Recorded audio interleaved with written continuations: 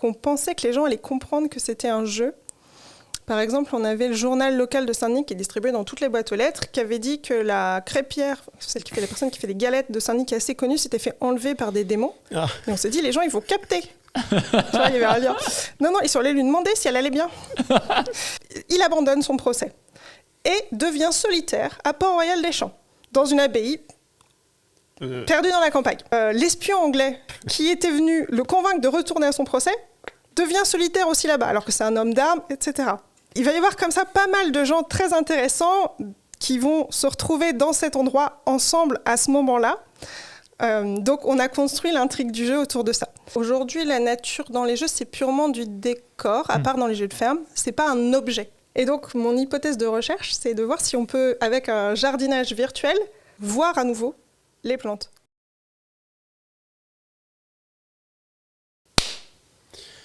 Bonsoir ou bonjour, ça dépend à l'heure à laquelle vous regardez notre podcast. Bienvenue en tout cas à Indie & Co, le podcast qui permet à tout le monde de découvrir ces personnes qui sont derrière le jeu vidéo, que ce soit les développeurs ou les artistes ou les personnes qui sont dans plein de sphères autour de ça. Justement, ce soir, on a une personne avec nous qui a finalement vraiment un CV assez long. Si j'avais un truc à dérouler pour vraiment avoir toute la liste, ce serait excellent et très théâtral. Bienvenue Edwige Le Lièvre. Merci. Très heureux de vous avoir, madame, ici ce soir. Effectivement, donc tu as eu pas mal de parcours. Alors, en plus, avant, je me rendais compte que tu avais une culture complètement excellente. Elle m'a parlé de ce que c'est une basilique et la définition de ce que c'est. Donc, on apprend des choses, c'est excellent. Chercheuse, développeuse, est-ce que j'en rate ? Alors, dans les trucs drôles, c'est que j'ai un hobby, je fais du travail du cuir parce que j'aime bien le GN et les gens sont toujours surpris parce que je fais beaucoup de ça. Voilà, excellent. Non, parce que je sais que peut-être que tu as donné des cours et des choses comme ça, ça vient avec. Donc, entre tous ces métiers, tu as quand même le temps d'aller travailler du cuir, donc c'est un peu la folie. Bref, nous, on a une question de base qu'on a bien posée aux gens. Je pense que tu l'as dû l'entendre dans les épisodes précédents, allez les voir. Et c'est toujours le truc un peu récurrent et ça permet aussi de situer la personne dans ses bases. Et donc, ce qu'on voudrait savoir d'abord en premier, c'est quoi tes premiers souvenirs de jeux vidéo ? Alors, ils sont très anciens, mais je dirais pas forcément que c'est mes jeux préférés. On avait récupéré chez moi un TO7 de mes cousins, qui était pour eux une vieille console, parce qu'ils en avaient une plus récente, donc ils nous l'avaient filée. Et donc, on l'avait à la maison, et il y avait un jeu d'hélicoptère dessus. Je ne sais plus comment il s'appelle. Voilà. Donc, je pense que c'est ça le plus vieux. Et on avait aussi un stylet graphique qui était avec un fil, du coup, qui était pour dessiner sur la télé. Je trouvais ça trop cool. Donc, ça, sur la télé ? Ouais. Oui, comment ça, tu... Je sais pas comment ça marchait, honnêtement. Mais j'ai vérifié, ça existait vraiment. C'est pas que dans mes souvenirs d'enfant, a priori. Mais à mon avis, il y avait 16 pixels, tu vois. Ouais. J'ai trouvé ça génial. Et après ça, dans les jeux pour enfants qu'on a eus... Enfin, moi, au début, je pense que je jouais surtout sur le portable de ma mère. Elle avait un portable noir et blanc, parce que ça existait. Je crois que c'était un 286. Et il y avait des petits jeux, genre Rouspil, Crésus. C'était des jeux... Ouais, un peu comme le solitaire, mais juste un peu différent, quoi. Et donc, c'était l'équivalent. Bien sûr, on jouait sur téléphone au serpent, au Snake, mais sur mobile. Donc, quand on était chez les grands-parents, qu'on se faisait chier, hop, c'était super. Avant d'avoir les consoles, etc., c'était ça qu'on avait. Puis après, on a eu un ordi à la maison. Donc là, j'ai joué sur PC. Moi, j'ai pas beaucoup d'expérience console. Ouais. J'ai surtout joué sur PC, ouais. T'as pas eu de console particulière ? J'ai eu juste une Game Boy où j'ai joué à Pokémon et Nintendo 64, mais je les ai achetés en fait à chaque fois en occasion, donc après la hype et tout, voilà. Donc, et j'en ai pas eu beaucoup, pas tant que ça en fait. Alors que PC, beaucoup plus. Et du coup, c'est venu comment ? T'as découvert ça comme ça ? On te l'a donné ? Le TO7, comme je te dis, c'est des cousins. Ouais. Après, en fait, les parents, ils avaient décidé que c'était bien pour notre futur, vu que dans leur travail, on leur forçait à utiliser des ordis, en fait. Que nous, on soit familiarisés avec ça. Et donc, ils nous ont filé l'ordi avec des petits jeux. Et alors, les jeux à l'époque, donc il y avait aussi des CD éducatifs qui avaient pas mal de trucs, genre le Louvre ou des trucs comme ça. Mais en jeu, on avait genre un truc sur le Roi Lion, je crois. Je sais plus comment il s'appelle ce jeu. Qui était pas ouf, mais il y avait des mini-jeux dedans qui étaient bien. Donc on faisait tout le temps le même mini-jeu en boucle, mais c'était pas grave. Et Barbie Styliste. Wow. Alors Barbie Styliste, on n'en parle pas assez, parce que justement, souvent, dans le jeu vidéo, on parle que des jeux masculins. Et ça a été un gros succès. Et c'était assez cool, puisqu'en fait, donc, tu designais avec une 3D moche ton petit vêtement, et tu pouvais imprimer la fringue. Et après, il était vendu avec le jeu un papier tissu. Tu pouvais coller ton vêtement. Alors, c'était vraiment nul par rapport à un vrai vêtement de Barbie, mais c'était génial. Tu avais designé ton vêtement dans le truc, tu voyais la petite Barbie faire un défilé de mode, et après, tu pouvais l'imprimer. Donc, bonheur, quoi. C'est excellent. Avec ton imprimante jet d'encre couleur. Alors, par contre, dès que tu mettais une goutte d'eau, paf, la couleur dégagée, c'était incroyable. Mais t'as eu des jeux ultra innovants, le stylet, le truc qui imprime le design. Ouais, mais Barbie styliste, justement, on est en train de redécouvrir ce truc qui... parce que ça n'a pas été un truc qui a été très mainstream, etc. Et il y a eu beaucoup de ventes. Je pense que c'est un jeu qui avait bien marché à l'époque. Il était cool. Et après, j'ai joué à des jeux beaucoup plus classiques, genre Little Big Adventure. On a poncé César, Heroes of Might and Magic. J'aimais beaucoup les jeux de strat tour par tour, donc j'en ai fait énormément. Mais à l'époque, c'était beaucoup ça. Un jeu où on a passé trop de temps aussi avec ma sœur, c'est Créatures. Ah oui. Le jeu d'IA, là, à moitié. Ouais, c'est ça. Okay, donc ça, c'était une vraie IA, donc un réseau de neurones. Ouais. Et ce qui était marrant, c'est que du coup, les petites bébêtes, elles pouvaient apprendre des choses qui n'étaient pas prévues dans le logiciel. Et notamment, on avait inventé une langue avec ma sœur et on leur avait appris la langue. Alors, ils ne faisaient pas vraiment des phrases construites, mais par exemple, si tu appelais pouette une tomate et que tu l'apprenais à tes nouns, quand tu disais pouette quand ils touchaient la tomate, après, quand tu disais pouette, ils allaient chercher la tomate. Donc, c'était assez cool. Et après, il y avait des logiciels qu'on téléchargeait à l'époque en 50K, c'était une galère totale pour modifier le code génétique de tes machins, parce que c'était un mélange algogénétique et réseau de neurones, c'était vachement poussé pour l'époque. Des modes et pas mal de modes. Ouais, c'est ça. On comprenait rien de ce qu'on faisait, tu parles, on était à l'école primaire.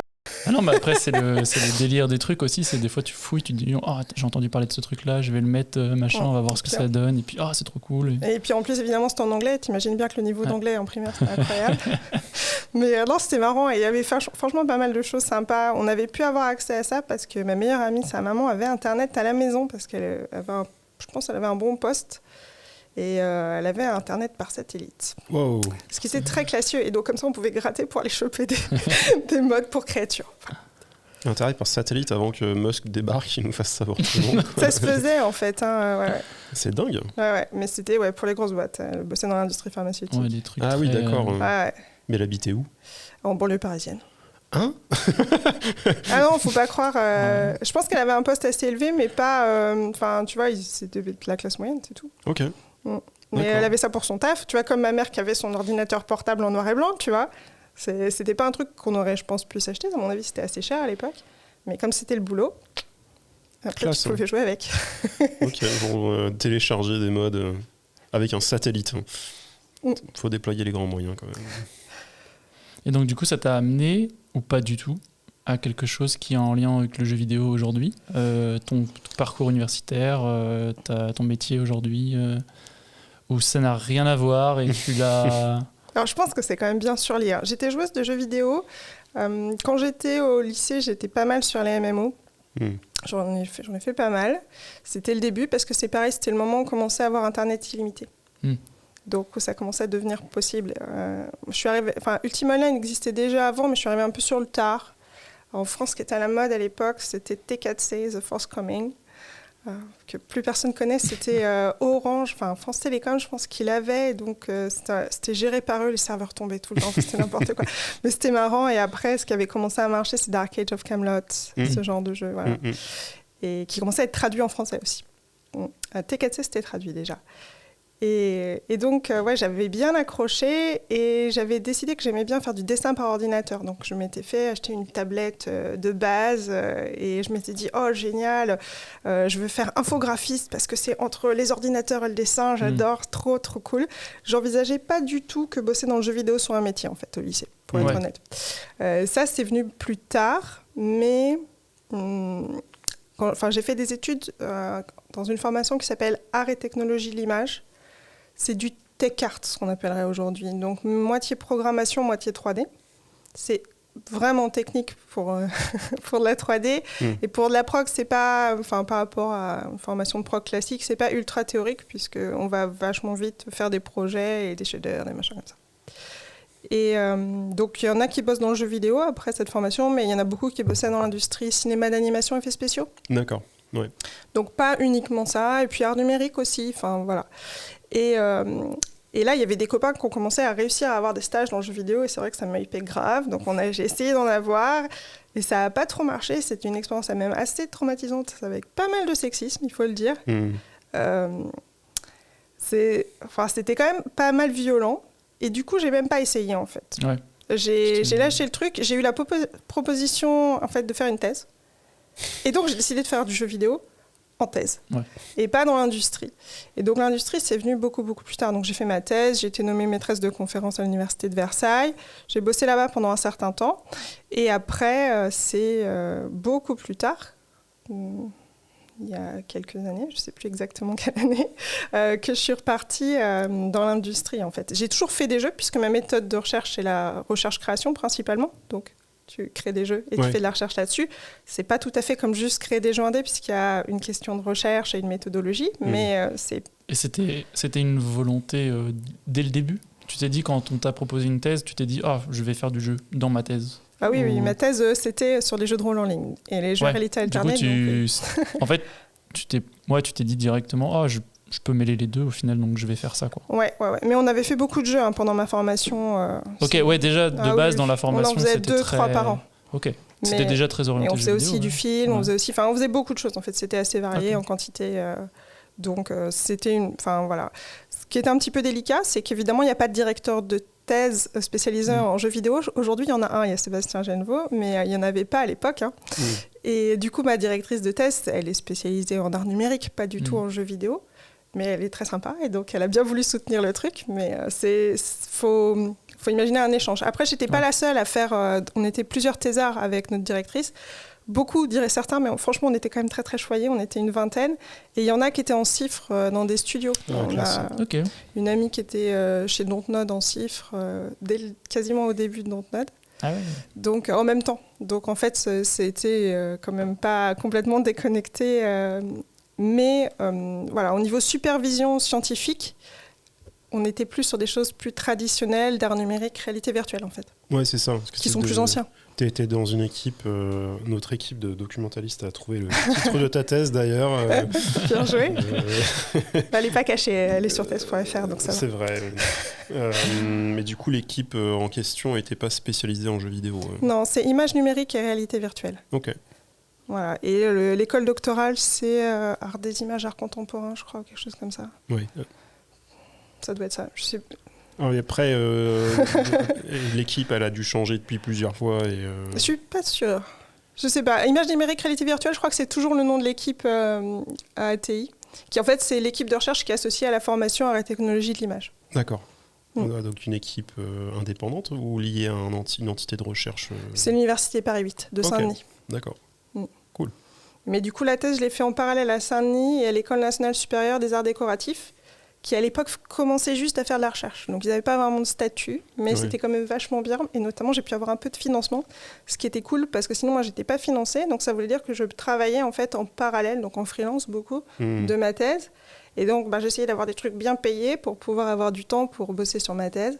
Mais c'est vrai que c'est très cool qu'à la fin, j'ai eu une bourse d'1 an des arts déco pour pouvoir écrire, en fait, parce que c'est pas... C'est des grosses thèses, les thèses en art. C'est pas les plus grosses, c'est pas des thèses en histoire, mais c'est quand même 450 pages, donc forcément, il faut un petit peu de temps. Oui, ouais. Et je trouve ça intéressant parce que du coup, c'est proche de l'informatique. Mais effectivement, les thèses en informatique, elles sont beaucoup plus courtes. Oui. Donc la soutenance, c'est 45 minutes. Ça dépend. Alors, ça dépend des facs, les thèses en art. Mais nous, c'était, je crois que c'était 25 pour moi, mais il y en a où c'est 45 et d'autres où c'est 10. Tu sais, tu as bossé dessus pendant 4-5 ans, c'est violent quand même. Tu passes 10 minutes à... Ouais, faut aller vite. Et après, il y a peut-être 5 heures de questions. Ouais, carrément. Carrément.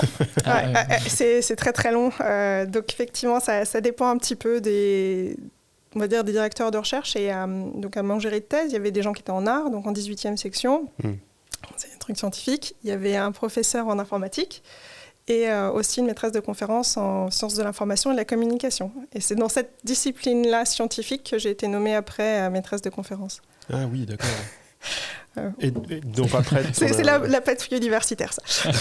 Tu en as profité pour donner des cours, du coup, ou des choses comme ça derrière. J'enseignais déjà quand j'étais étudiante à Saint-Denis. Ils étaient assez ouverts là-dessus, puisqu'en fait, avant que les masters deviennent des masters, on avait des DEA et des DESS. Et quand on était en DEA et en DESS, on pouvait enseigner à la fac. puisqu'on avait déjà une maîtrise. Donc, j'ai enseigné à partir du Master 2. Donc, j'ai commencé à donner des cours en 2008, peut-être un peu avant même, en 2007. Et du coup, après, j'ai enseigné là, j'ai enseigné pendant la thèse. Et après, j'ai commencé à être maîtresse de conférences. Donc là, beaucoup de cours. Donc, j'étais ATER 1 an à l'Université de Savoie. Ouais. C'est enseignant-chercheur non titulaire, un ATER. Et après, à l'Université de Savoie, c'était 1 an. Et j'ai été nommée en 2012. Non, 2012, c'était ma soutenance. 2013, à l'Université de Versailles. Ok. J'ai vu passer, du coup, dans globalement tous les sujets de papier, de choses comme ça.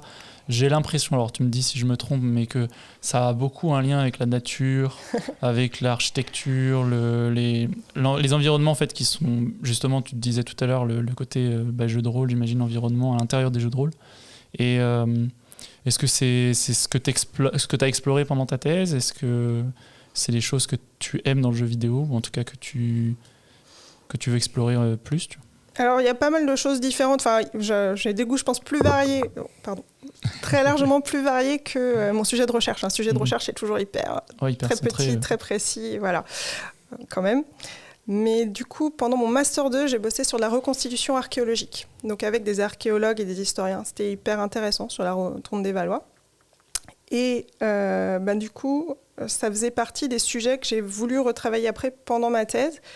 Et donc, un des projets de thèse, c'était pas sur ça, c'était juste un MMO, Delta Lyrae 6, mais l'autre, c'était Les Mystères de la Basilique. C'était un jeu réalité alternée qui se passait, donc, il y avait un site web, il y avait une application, et il y avait des événements dans la ville de Saint-Denis, avec des acteurs, donc, on appelait les gens au téléphone, etc.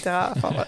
Ça a duré 1 mois, c'était assez rigolo, on a galéré tellement fort, mais ça a quand même un peu marché. C'était assez marrant comme projet parce qu'en fait, on a un peu chié la com, il faut dire les choses poliment.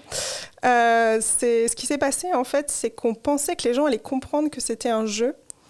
Par exemple, on avait le journal local de Saint-Denis qui est distribué dans toutes les boîtes aux lettres, qui avait dit que la crêpière, la personne qui fait les galettes de Saint-Denis, qui est assez connue, s'était fait enlever par des démons. Ah. Et on s'est dit, les gens, ils vont capter. Tu vois, il y avait un lien. Non, ils sont allés lui demander si elle allait bien. Et du coup, il faut être très clair, en fait. Il ne faut pas faire ce genre de conneries. Et donc après, les semaines suivantes, puisque c'était sur 1 mois, donc tout était timé, on ne pouvait pas rattraper le coup. C'est le problème de jeux événementiels comme ça. On a été hyper direct. C'est un jeu, venez vous inscrire ici, etc. Et là, ça a beaucoup, beaucoup mieux marché, ça a beaucoup mieux pris. Et on avait des joueurs qui étaient à fond, par contre. Ils attendaient l'ouverture de la basilique le matin. Ah, excellent. Il y en a qui nous ont dit qu'ils ont joué, je ne sais plus... 80 heures par semaine, c'était ridicule. Ils étaient en vacances, donc ils étaient là toute la journée. Ah oui. Et il y en a qui sont venus de Bretagne, à Saint-Denis, pour le jeu, donc c'était plutôt cool. Il n'y avait pas énormément de joueurs, mais ils étaient à fond. Et je pense que c'était quand même une expérience rigolote, parce qu'il y avait du coup le fait d'avoir des acteurs, mais il y avait des gros événements au milieu du jeu. On avait un concert la nuit dans la basilique qui était normalement fermée. On l'avait ouverte pour l'occasion, elle était éteinte. On l'éclairait de l'extérieur, donc les vitraux avec des grands projecteurs. Il y avait des projections de fantômes sur les murs, il y avait les acteurs au milieu, des petites énigmes. Et on avait perché les chanteurs dans le triforium, donc au-dessus du public, puisque pendant toute une époque, c'est ce qui se faisait en fait. Et ça a une acoustique qui est magnifique, de percher les chanteurs en hauteur autour du public. Donc le son, il englobe vraiment beaucoup, plus l'orgue, qui faisait quelques morceaux plus, qui a fait une belle improvisation. Donc c'était une expérience, je pense, un petit peu différente de ce qu'on peut voir. Et après, il y avait sinon des visites de chantiers archéologiques avec des fantômes, etc. Plus un peu jeu de piste, voilà. Et le lien avec le MMO, du coup, c'était le lieu, c'était... Non, c'était le gameplay. En fait, si tu veux, tu jouais avec pas mal d'autres joueurs, tu avais des classes, ça se jouait en groupe, etc. Voilà. C'était vraiment des systèmes que j'avais repris sur le game design de MMO, si tu veux. Et par rapport à ce que je veux dire, par rapport au lieu, la basilique, les concerts, les choses comme ça, comment tu mêles les choses ? C'était vraiment juste une thématique? Ah non, il y avait un scénario, il y avait tout le mois. Enfin, l'histoire, tu vois, il y a un roi, Dagobert, qui est super fâché parce qu'on lui a volé son sceptre. Donc, il commence à interrompre un concert de rap. Il y avait un concert de rap au début. Et il est super vénère parce qu'il y a son sceptre. Et après, on a commencé à en parler sur Twitter, etc. Il y a quelqu'un qui se retrouve à être hanté par le fantôme de Dagobert. Donc là, c'était un PNJ, évidemment. Et qui poste des petites vidéos sur les réseaux sociaux. Ouais. Et donc, après, il faut retrouver des parties du sceptre pour éviter que Dagobert pas détruise le monde, je sais plus quelle était, réalise sa prophétie s'il ne retrouvait pas son sceptre avant la fin. Et donc, ouais, voilà. T'avais différentes énigmes avec des événements. Et après, évidemment, t'avais des traites. T'avais des gens qui, au début, les joueurs pensaient que c'était aussi des joueurs. En fait, non, c'était des gens qui étaient avec le jeu, etc. Un côté très transmédia, quoi. Très, oui, 100%. Et en fait, j'ai fait ce projet avec Caroline Gros-Pierre, qui est aussi chercheuse à Montpellier 3 aujourd'hui. Elle, sa thèse était sur le transmédia. Okay. Donc moi, j'étais plutôt le côté game. Jeu en ligne, multijoueur, et elle était sur le côté transmédia à fond. Okay. Donc, et donc tu l'as fait toute seule le jeu ou avec d'autres Non, on avait eu des sous, donc quand même on avait des gens avec qui on a bossé, et puis déjà on était avec Caroline, mais on avait du monde quand même, c'était quand même un gros projet, on n'a pas beaucoup d'envie. C'était pas bien, ne faites pas ça, dormez. Voilà. Et non, c'était un projet sympa, c'était un projet plutôt qui arrivait en fin de thèse. Okay. Donc à chaque fois, après, comme c'est de la recherche, on fait une petite analyse utilisateur, on pose des questions aux gens, etc.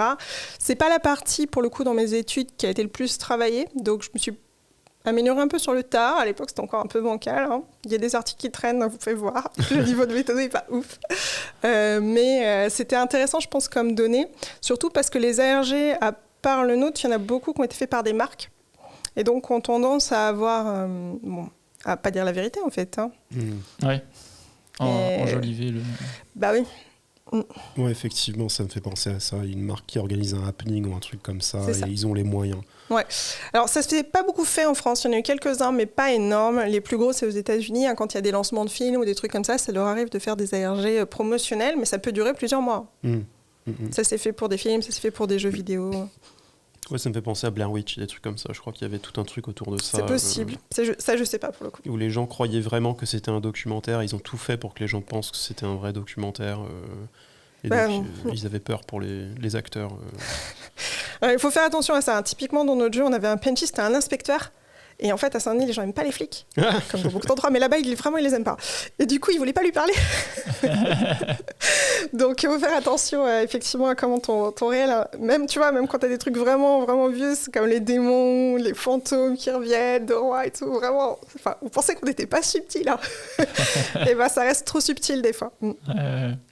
Et en plus, nous, on a amené un contenu historique dedans, puisque c'était un peu l'objectif de faire découvrir la ville des gens de Saint-Denis, parce que en fait, les gens de Saint-Denis ne connaissent pas forcément son histoire, mais aussi au-delà, parce que souvent Saint-Denis, c'est quand même connu pour les voitures qui brûlent, les attentats aujourd'hui, c'était avant les attentats, ce genre de choses. Mais du coup, il y a un contenu qui est génial, mais des fois, c'est une histoire que les gens ont peur de connaître. Par exemple, le fait que partout autour de la cathédrale, quand tu marches, en fait, tu marches sur des tombes. Et ça, les gens, ils n'ont pas trop kiffé de le savoir. Il y en a que ça gênait, en fait, bien sûr, hein, mais c'est un grand cimetière. Donc, voilà. Après, maintenant qu'ils savent, ils sont informés. Oui, c'est ça, mais c'est vrai que c'est... Tu vois, quand tu vis dans une ville, tu ne sais pas forcément quelle est son histoire, quel est son passé, et des fois, ça peut être assez chargé, hein, quand même. Ouais, ça me fait penser à pas mal de trucs. Réalité augmentée, les histoires... Les musées aussi, il y a des choses comme ça, des fois des animations avec des acteurs, des choses comme ça. Ouais, maintenant c'est devenu assez... donc moi j'ai bossé plusieurs fois, après j'ai bossé sur un autre jeu qui s'appelle Fabulis avec le Centre des Monuments Nationaux, un peu plus gros, pareil toujours un peu MMO, MMO, de petite taille on va dire, persistant multijoueur. Mais c'est un peu les systèmes de MMO, quoi, un MMO point and click. Et le truc, c'est que je me suis rendu compte, en fait, en bossant sur ça, c'est que ça commençait à devenir suffisamment implanté dans le patrimoine, dans les musées, dans les monuments, pour que ça soit moins un sujet de recherche, en fait. Et en parallèle, donc quand on a fait au Fabulis, on avait 19 monuments en France. Donc on a été dans chaque monument, on a filmé, on a fait des photos, etc. On a pris des mesures, on a parlé avec les agents pour avoir des infos secrètes, etc. Et on s'est rendu compte qu'un des gros problèmes qu'on avait, c'est que quasiment tous les monuments jusqu'au XVIIe siècle ont été faits en rapport avec le paysage et la nature qu'il y avait autour, qui a très majoritairement disparu. Parce que même au château de Versailles, on peut se dire qu'il y a des beaux jardins, etc. Ils sont vachement réduits par rapport à ce que c'était à l'époque, au XVIIe. Ça, c'est un point intéressant parce que j'ai vu, l'autre jour, je suis tombé complètement par hasard sur un des monuments qui appartient encore à l'État français, il me semble. Alors, je ne sais plus quel château c'est, mais c'est un château où il y avait des rois qui se retrouvaient, et puis maintenant, il y a quelques présidents qui l'utilisent pour leur envie. Et en fait, ce château-là, à un moment, ils ont décidé... je ne sais pas si c'est question budgétaire ou pas, mais ils ont dit on va redonner son aspect historique au jardin et on va juste en fait le laisser en friche. Et qu'apparemment, à l'époque des rois, en tout cas quand il était utilisé, il était très libre en fait. Alors ça c'est possible, je sais pas de quel château tu parles, donc je sais plus du tout. Mais par rapport au monument sur lequel je bosse, on bosse aussi sur une végétation relativement libre qui a disparu au XVIIe siècle, ce type de décor de château pour les jardins et abbayes d'ailleurs. Mais en fait, du coup, par exemple le château de Maison à Maison-Lafitte, ils ont construit des lotissements autour. Hein. Donc l'architecture, tu vois, genre même les colonnes, elles étaient placées en fonction des arbres. Donc tu les as plus. Et donc quand tu fais un jeu vidéo sur ces monuments, si t'as pas ça, en fait, il te manque une partie du concept pour comprendre l'architecture. Et alors en plus, je me suis dit, bon allez, si on essaye de le faire en jeu comme on fait, je fais, oh là là là là, la galère. En fait, la végétation dans les jeux, c'est toujours très dur. Dans les AAA, aujourd'hui, ils arrivent à faire des trucs pas mal. C'est un gros sujet, c'est très lourd, c'est très cher. Pour moi, qui ai un petit peu des considérations écologiques, c'est un problème, hein, parce que du coup, si t'as pas un super ordi hyper fou, en général, tu peux rien rendre. Hein. C'est vite très très coûteux. Et en plus, c'est une végétation qui est figée et souvent qui représente celle qu'on a aujourd'hui dans les lieux, par exemple sur les Assassin's Creed, plutôt que ce qu'il y avait à l'époque. Parce que c'est encore un autre sujet de recherche. Enfin, déjà, ils font des grosses recherches historiques sur leur jeu. Tout n'est pas parfait, mais ils font des recherches. Sur la végétation, non, on prend ce qu'il y avait ce qu'aujourd'hui pour le mettre à l'époque. Il y a peu de traces de ce genre de végétation.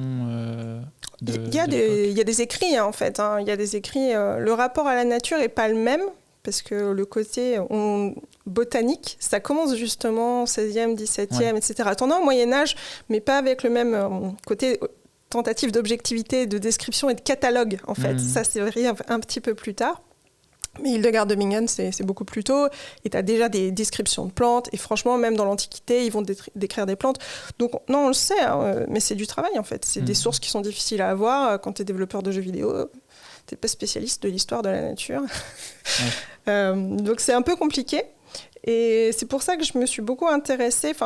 Donc, j'étais à Versailles, l'université de Versailles, dans un labo qui s'appelle, et je suis toujours d'ailleurs, le Centre d'histoire culturelle des sociétés contemporaines. Et c'est un labo donc, d'histoire culturelle. Donc il y a surtout des chercheurs en histoire, mais pas que, et qui bossent société contemporaine, c'est théoriquement à partir de la Révolution, mais c'est plus ou moins vague. En gros, c'est ça. Et il y a des chercheurs en art, il y a même des gens en biologie, etc. Mais disons en gros, c'est ça. Et donc il y a des gens qui vont travailler sur la représentation de la guerre du Rwanda dans les médias, d'autres qui vont être sur Offenbach, d'autres sur les livres d'art pour enfants. C'est assez varié. Et je leur avais parlé de mon projet au Fabulis et il y a un collègue qui est venu me chercher parce que lui, il faisait sa thèse sur un monument qui s'appelle Port-Royal des Champs. Et Port-Royal, la spécificité qu'en fait, lui, le bâti a disparu très majoritairement, mais l'espace naturel a été préservé. Donc ça m'a tout de suite vachement plu. Et après, au Fabulis, on a essayé de bosser là-dessus. C'est plus facile dans ce sens-là, j'imagine, du coup, de récupérer les plans du bâti et de dire, bon, on a déjà la végétation, on n'a plus qu'à mettre le bâti dans le jeu. Ça, c'est clairement, c'était une des idées qu'on avait, mais aussi, en fait, ça permet d'avoir beaucoup... alors, le végétal, les paysages, ça va quand même évoluer tout le temps. Il y a des moments où ils ont asséché les marais, etc. Et puis les plantes, elles changent, le climat change, donc ça va quand même toujours changer. Mais c'est aussi un endroit qui était intéressant parce que ça a été très bien documenté à Port-Royal. Alors, c'est un musée national aujourd'hui, mais qui est très, très peu connu. Au ministère de la Culture, ils l'appellent la Belle Endormie. Alors, là, elle est en travaux. La Belle Endormie. Mais ça va bientôt réouvrir. Mais c'est un musée qui est spécial parce que Port-Royal, c'est une communauté qui a quand même été très importante au niveau de l'histoire des sciences en France. Donc, déjà, première chose, pourquoi ça a disparu le bâti ? C'est parce qu'ils se sont opposés à Louis XIV et au pape. Donc, Louis XIV a fait détruire à la poudre l'abbaye, après que les sœurs aient été déplacées à Paris. Donc, déjà, c'est intéressant au niveau historique. C'était quand même... Donc ils se sont opposés au roi et au pape, non pas parce qu'ils n'étaient pas chrétiens et qu'ils détestaient les rois, hein, c'était des nobles, etc., très majoritairement, mais ils étaient contre l'absolutisme, ce qui n'est pas tout à fait la même chose. Ils avaient une vision assez portée sur la nature de la religion catholique. Ils étaient augustiniens. Wow, ok. Donc ils avaient une activité, les nobles qui étaient là-bas, ce qui est assez intéressant, qui s'appelait la vestigia, qui consistait à chercher... en observant la nature et en jardinant, des vestiges du Jardin d'Éden.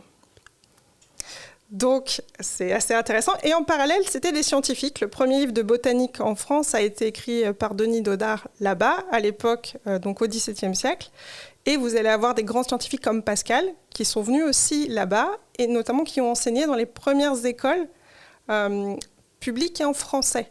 En fait, jusque-là, les écoles étaient en latin, étaient réservées à la noblesse. Là, ils ont eu des gens qui n'étaient pas tous issus de la noblesse. Alors, c'était quand même, par exemple, par exemple, il y a Racine, qui a été élève là-bas. C'était en fait le neveu d'une des bonnes sœurs. C'était pas non plus le paysan du coin, mais c'était pas que des nobles non plus. Et surtout, ils étaient éduqués en français et avec des méthodes pédagogiques très innovantes pour l'époque. Par exemple, on avait dit qu'il fallait pas trop taper sur les enfants. C'est très moderne. C'est très moderne. Mais par exemple aussi pour la nature, on les emmenait dans la nature, observer la nature pour l'expliquer. Et ça, ce serait relativement encore moderne. Ouais. Plutôt aujourd'hui. Donc, ils ont été importants dans l'histoire aussi de la pédagogie. Il y a eu beaucoup d'ouvrages en littérature française. Là, je ne vais pas en parler, mais il y a des tonnes et des tonnes d'ouvrages scientifiques qui ont été faits là-dessus. Ils étaient liés à Madame de Sévigné, etc. Et, donc, le conflit avec Louis XIV, c'est aussi qu'ils ont hébergé les frondeurs. Donc, la fronde, donc ceux qui ont essayé de... Voilà. Et pour raccrocher du coup avec le projet de Port-Royal, du coup, en quoi tout ça se met Donc, en fait, c'est un monument que j'ai trouvé super intéressant par rapport à mes problématiques scientifiques de valorisation de l'héritage, on va dire, naturel dans les jeux vidéo, parce qu'il n'y a rien, ou il y a très peu de choses. Et là, c'était un monument génial. Et j'avais un collègue qui a fait sa thèse dessus. Je me suis dit, trop bien, on fait des projets ensemble. Et en fait, ça s'est mal goupillé. On n'avait pas les sous qu'on voulait. Puis moi, finalement, je suis repartie dans le privé et tout. Jusqu'à ce que là, j'ai bossé dans plusieurs boîtes indé. J'ai été chez Game Abilis, Lightbulb Crew, et ma dernière boîte, c'était Clang à Berlin. Donc, c'était sur du MMO. Et j'ai eu l'opportunité de faire une rupture conventionnelle. Parce que globalement, je sentais qu'ils allaient dire oui, parce qu'ils voulaient que les gens reviennent à Berlin. Moi, j'étais en télétravail. Et ils ne pouvaient pas vraiment me forcer. Donc, je me suis dit, il y a moyen. Il y avait d'autres trucs qui ne me plaisaient pas trop. Mais voilà. Donc, je me suis dit, je tente. Et ils ont accepté hyper facilement le bonheur. Et donc, je me suis dit, j'en profite. On va essayer de faire ce jeu avec Sylvain, qu'on avait envie de faire depuis longtemps. Et on a réfléchi à différentes choses. Comme on s'est dit, là, c'est un petit studio indé, etc., on ne va pas partir sur le gros méga truc de l'enfer, parce qu'on en est tous capables, mais en fait, avec l'expérience, on sait que c'est pas bien. On ne commence pas un studio avec un gros jeu, typiquement pas avec un MMO. Voilà. Même si on s'est perdu MMO, c'est pas une bonne idée. Parce que, les MMO, il faut commencer avec 50 millions de budget minimum. Et franchement, c'est la dèche.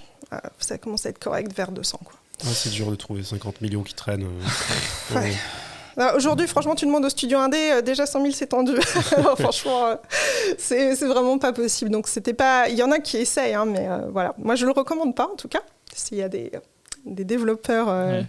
Voilà. Il vaut mieux commencer par un petit projet, petit scope, etc. C'est un truc qu'on répète à chaque jam, on répète tout le temps, à chaque fois qu'on voit des gens. Oui. Et puis là, il y a un jammer qui est avec 50 millions. Tu peux, voilà. 2 jours. Mais il ne le fera pas en 48 heures, oui, c'est ça. Non plus. Non, voilà. Et puis, il faut vraiment beaucoup d'expérience. Et aussi la peau dure, parce que c'est des projets qui sont longs. Et du coup, pour la motivation, c'est plus difficile. C'est beaucoup plus facile au niveau motivation de rester motivé pendant 1 an, quoi.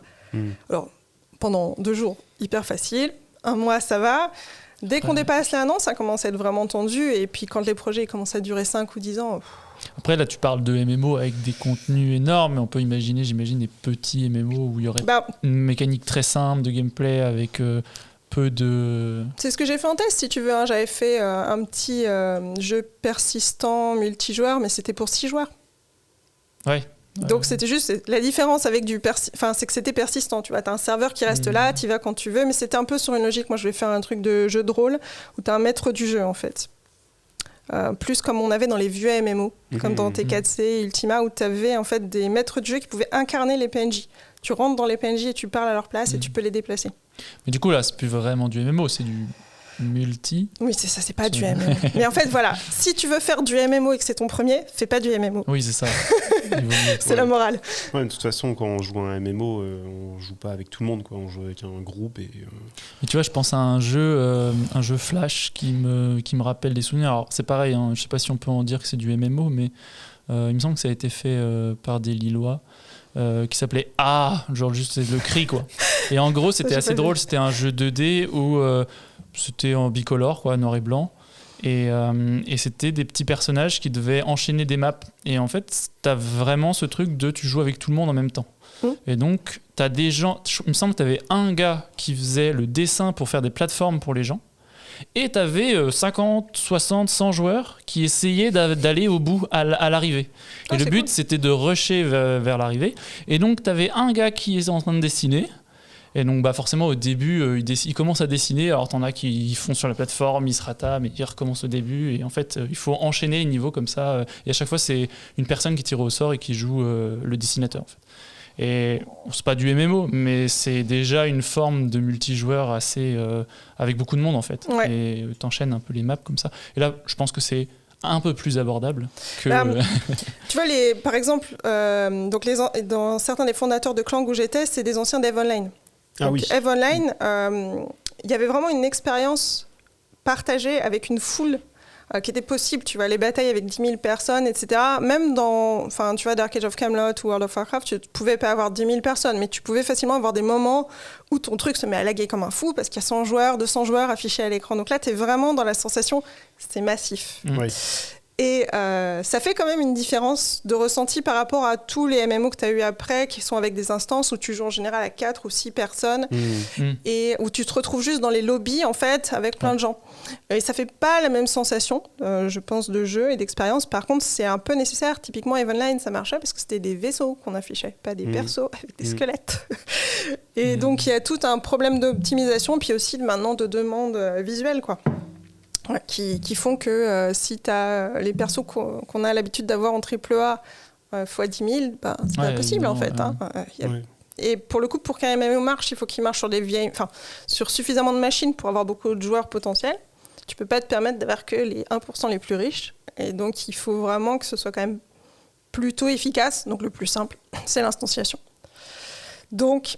Voilà, mais c'est vraiment spécial quand même l'expérience d'un MMO où tu as 10 000 joueurs ensemble à l'écran qui interagissent, c'est assez cool. Oui, après j'aurais quand même EVE Online dans sa propre zone parce que j'ai l'impression que les gens ils aiment bien se retrouver en vrai en plus. Je crois que chaque année ils retrouvent les joueurs et ils se retrouvent en Islande. Il y a une communauté, après moi tu vois en tant que joueuse française j'ai jamais fait ça. Oui, c'est une petite île. Ouais, c'est ça. C'est du massif. Mais ils ont une vraie communauté. Après, ils ont quand même perdu du monde au bout d'un moment. Enfin, ça restait. Ça restait un peu bricolé. Pour le coup, c'était quand même plutôt des indés au départ. Donc, du coup, c'est pour ça qu'il ne faut pas dire que c'est impossible. Mais il ne faut pas repartir sur on va faire. À chaque fois, c'est un truc classique des étudiants. Mais je pense qu'il faut toujours passer par cette étape. C'est un peu nécessaire au début de passer par l'étape. Je vais faire Call of Duty en mieux. Et je me plante. Voilà, en une semaine avec 3 débutants. Et après, tu apprends. Très vite, tu sais que c'est pas possible. Alors, dès que c'est des projets un petit peu plus longs, moi, en tant que prof, j'ai tendance à empêcher ça pour éviter qu'ils soient trop déçus quand même. C'est bien, tu vois, typiquement, vaut mieux, pour se planter à ce niveau-là, vaut mieux se planter en game jam, pas quand tu as une note à la fin. C'est trop violent. Mais du coup, par exemple, pour les étudiants, au début, quand on fait un premier jeu vidéo, en général, moi, je demande 100 personnages. Je veux pas de personnages à l'écran. Parce que dès que tu as un personnage, un squelette, c'est beaucoup plus dur. Donc pour commencer, on fait 100 personnages. Et puis après, voilà, tu peux rajouter de la complexité, etc. Tu prototypes. Ouais, mais en général, la plupart des gens, quand ils ont fait un jeu, quand ils ont fini un jeu, après, ils comprennent vachement mieux la difficulté et ils ont moins des ambitions de débiles. Et en tout cas, démesurées par rapport à leurs compétences. Après, c'est toujours dur de faire un jeu. C'est même un petit jeu bien scopé. C'est peut-être même plus difficile de faire un jeu complet, mais petit. Je pense pas. Bon, et effectivement, 50 millions, ça remet les choses en perspective, quoi. Mais... Non, mais de faire un petit jeu bien fait, bien fini, bien polish, tout ça, c'est pas simple. De toute façon, quelle que soit la taille du jeu, faire un jeu bien fini, c'est pas facile. Ça demande beaucoup d'expérience. Mais comme je te disais, le problème, c'est que dès qu'un jeu augmente, je dirais même un projet, c'est en recherche, on le voit souvent, dès qu'un projet augmente en durée, faut vraiment, au niveau humain, c'est beaucoup, beaucoup plus dur parce qu'il faut gérer la motivation des gens sur la durée. Et alors, si en plus, c'est un projet où il n'y a pas beaucoup de financement, où typiquement les gens sont sur leur temps libre, la vie des gens change, etc., tu passes de très peu de chances que ça marche à genre aucune. parce que tu es obligé de changer 4 fois ton équipe, parce que les gens sont partis, ils ont fait autre chose, etc. Ouais. Et donc, en fait, c'est pas seulement un problème technique, c'est un problème humain. Là, chez Clang, ça faisait 10 ans qu'ils sont sur la MMO sur lequel j'étais. Wow. Donc au début, ils étaient pas beaucoup, ils faisaient pas grand-chose. Enfin, voilà, ils essayaient de chercher des sous. Enfin, comme ça arrive souvent, tu vois. Le développement, il a pas mis... Enfin, le code qu'on a là, il y a des petits bouts qui sont quand même un peu vieux, mais on va dire majoritairement, il est quand même moins vieux que ça. Mais imagine pour les équipes, en fait, certains qui sont là depuis même 6 ans. Tu vois, 6 ans sur un projet, c'est long, hein. Et on n'a pas tous une âme d'astrophysicien, quoi. On peut pas tous être prêts pour attendre la prochaine éclipse, tu vois. Moi, je respecte beaucoup ce type de chercheurs parce que vraiment, c'est spécial, tu vois. Tu fais un projet de recherche dans toute ta vie. Et si le gouvernement change et qu'il te coupe les fonds, c'est foutu, tu vois. Donc, c'est vraiment, faut être vraiment super motivé. Et pour le jeu vidéo, voilà, si je te dis, il y a la partie technique du jeu, elle est dure, mais la partie humaine, elle est pas facile parce qu'on est quasiment toujours sur des projets en équipe. Ça existe les solo devs, mais bon, ils vont quasiment toujours avoir affaire à des gens à un moment ou à un autre. Et en plus, avec d'un côté artistique, donc où les gens mettent leur âme, leur cœur, tu vois. Et donc forcément, ça peut vite fait être un problème humain. Mais j'y pense. Je pensais à cette expérience quand on jouait à ce genre de jeu. Ça m'a un peu fait penser à Halo avec Bungie, que je considère pas comme un MMO, mais ils ont créé toute une histoire autour où chaque fois qu'on faisait une partie, on participait au conflit en général, et donc ils ont fait une grande fête quand ils avaient établi qu'on avait atteint l'objectif. Je me dis qu'un MMO, c'est pas forcément un projet normal non plus, parce que le jeu, il sort et on continue de le développer, on continue de rajouter des choses. Ouais, alors ça, effectivement, il y a le live ops derrière, mais ça, tu vas pas l'avoir que sur du MMO, hein. Tu vois, tous les jeux mobiles à la Pokémon Go, ou tu vois, Marvel Snap, ces trucs-là, ils vont être en live ops, hein. Donc, c'est pas forcément d'ailleurs les mêmes devs qui vont faire les deux, parce que c'est pas le même type de caractère, mais il faut supporter le stress quand tu tapes le live ops. Ouais, ça a l'air assez dingue. Et Vonline, ils étaient bons là-dessus. J'ai l'impression qu'on pouvait limite s'abonner au journal d'Evonline et faire il s'est passé quoi dans le monde d'Evonline. Il y a eu une crise économique, il y a eu un bug qui fait que les gens sont en train de partir dans d'autres endroits, ou alors il y a une faction. Il y en avait un moment, c'est une personne qui a complètement coulé sa faction, mais c'était fou, il y avait l'air de vraiment avoir un monde là-dedans où... C'est parce qu'ils étaient mono-serveurs, en fait. Et donc, tu avais tout le monde qui jouait sur la même histoire. Alors que si tu vas être sur The World of Warcraft, chaque serveur a la même histoire. Et du coup, ça a moins d'intensité. Et surtout, tu peux moins te permettre d'influencer. C'est-à-dire que, hop, tu vois, tel super guild a tout donné pour vaincre tel dragon de cette façon. Ben, tu changes rien, parce que comment ça va se passer sur les autres serveurs. Alors que sur EVE Online, il y a un groupe de joueurs qui a foutu un bordel pas possible, tu peux le prendre en compte dans ta mise à jour d'après, puisque en fait ça impacte tout le monde. Donc je pense que ça joue beaucoup le côté mono-serveur. Et si tu casses le jeu, t'as cassé le jeu. Voilà. Mais Online était particulièrement cassable, je crois. Tous les MMO, tous les jeux en ligne comme ça, c'est très très très difficile en termes de game design de prévoir, on va dire, l'équilibrage. On le voit qu'à chaque fois, et pourtant c'est des bons game designers qui bossent dessus, c'est des gens qui savent ce qu'ils font. À chaque fois, c'est quand c'est release et que tu te retrouves avec 100 000 joueurs dessus que le truc et à chaque fois qu'ils font un patch, et pourtant, franchement, ils sont forts. Et donc, j'ai vu comment ça se passait de l'intérieur. C'est pas simple. C'est vraiment pas facile d'anticiper des effets, parce que tu peux pas tester. Alors, tu sais, ils font maintenant, on va utiliser des IA pour tester. Non. T'as toujours un speedrunner pour dire en fait si je fais ça. C'est ça. Et puis pareil, là il y a vraiment plus des logiques sociales en fait sur ce type de jeu. Donc ah oui, ça me fait penser à Ultima, qui est un de ces jeux qui a été buggé dans tous les sens avec je crois que c'était Garriott qui était invincible sauf pour un court moment où quelqu'un a réussi à le tuer. Ah oui, c'est ça qui est drôle aussi. Mais c'est vrai que tu vois, c'est le côté social, le côté unique, etc. qui rend l'expérience très très mémorable, très spécial, c'est cool, mais c'est pas simple. Techniquement, c'est pas facile. Voilà. Et ça me fait penser aux articles, parce que maintenant, il y en a eu quelques-uns, et il y en a eu quelques-uns qui se sont arrêtés. Et donc ça fait plusieurs articles que je lis maintenant sur les gens qui vont rester dans Second Life, je crois que c'est le dernier que j'avais lu, où les gens, ils restaient, et ils attendaient. Et ils étaient en train de vivre les derniers moments qu'ils pouvaient vivre dans le monde, et il y en avait un autre récemment. Je sais que c'était un je crois qu'un Call of, il me semble, où il y avait un en fait, le multi allait s'arrêter quand le dernier personnage allait sortir du jeu. Et du coup, il y a un gars qui a dit non, moi je vais rester tout seul et tout. Et au bout d'un moment, il était vraiment tout seul.